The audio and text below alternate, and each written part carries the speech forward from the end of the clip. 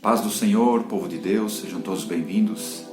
Estamos começando mais uma escola bíblica e a partir de hoje vamos estar estudando a carta de Judas, aquela carta ali com apenas um capítulo que fica ali antes de Apocalipse. Logo depois de 1ª, 2ª e 3ª João, vem a carta de Judas e depois vem Apocalipse. Então vamos estar aqui alguns domingos, falando sobre esta carta tão importante, assim como todos os livros da Bíblia Sagrada, do Velho e do Novo Testamento são importantes. Então me acompanhe aqui todo domingo. E hoje vamos começar o estudo dessa carta com uma introdução à carta de Judas. O foco da carta de Judas é uma defesa contra o gnosticismo, que era uma doutrina na época que dizia que Jesus não veio em carne, sim só espírito, que parecia ser de carne. Porque se Jesus fosse de carne, ele seria corrompido por causa da natureza pecaminosa da carne. É um dos livros menos confirmados do cânon do Novo Testamento. Em alguns meios cristãos ele não é considerado inspirado. E a polêmica começa já com a autoria da carta. Judas se identifica como irmão de Tiago, que era irmão de Jesus. Então ele também seria irmão de Jesus. Mas alguns teólogos rejeitam essa hipótese. Dizem que foi um bispo de Jerusalém, ou que também esse Judas seja desconhecido, porque Judas era um nome muito comum na época. Os pais da igreja do século III afirmam que este Judas é irmão de Jesus. Então há uma certa contradição, não no autor se chamar Judas, mas na questão dele ser ou não ser irmão de Jesus Cristo. Por isso que a autoria desse livro é muito debatida. Mas podemos ver neste livro a mão de Deus operando ali através das palavras. E independente de quem seja o autor, podemos com certeza afirmar que a carta de Judas é inspirada. A data da carta.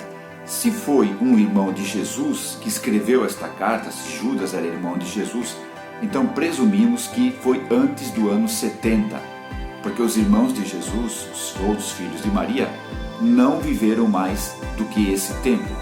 Agora, se ele não era irmão de Jesus, então podemos presumir que é do 2º século depois de Cristo a data dessa carta. O propósito dessa carta? Bom, essa carta, como eu já falei, o propósito dela era combater a doutrina do gnosticismo, que era muito forte no século II depois de Cristo.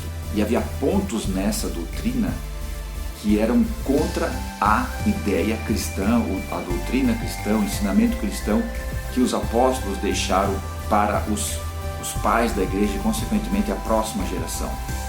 A começar pela imoralidade que eles ensinavam. Não necessariamente a imoralidade, mas diziam que o corpo não pode afetar o espírito e que quando ele morre devido à sua natureza má, ele se liberta e vai para a sua essência espiritual.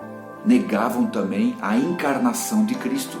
Se entendiam que Cristo, Jesus, veio somente em espírito, então ele não tinha um corpo, então não houve encarnação. E se não houve encarnação, não houve o sofrimento pelos nossos pecados, não houve o pagamento pelos nossos pecados e, consequentemente, não houve a nossa expiação. Negam também a ação de Deus Pai.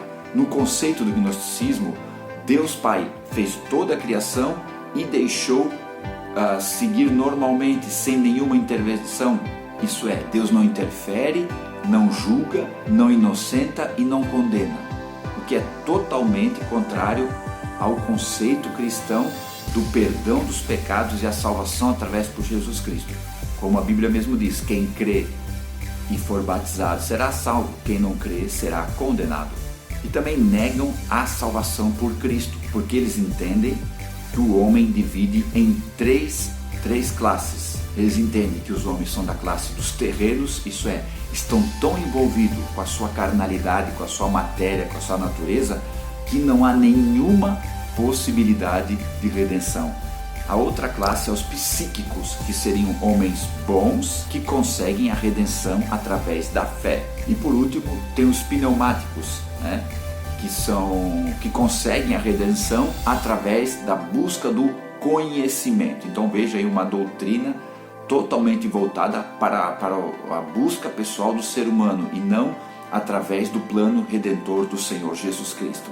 O gnosticismo, pelo seu apelo sobrenatural, encantava as pessoas e até os cristãos. Judas escrevia para combater essa heresia que se infiltrava no meio cristão.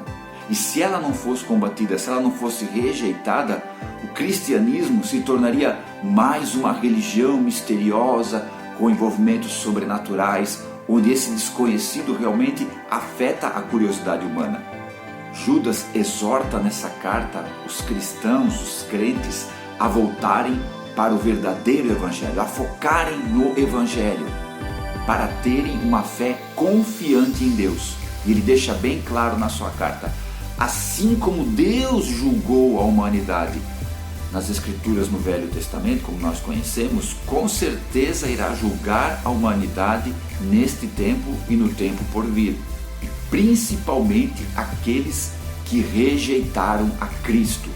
E ele alerta para a vinda do Senhor Jesus, sendo que um dos principais sinais que Judas coloca é a apostasia, a negação, o abandono da fé, a troca da fé por outras coisas no final dos tempos. Então vemos aí essa situação envolvendo a igreja naquela época e Judas combatendo veementemente essa heresia que se infiltrava no meio do povo cristão.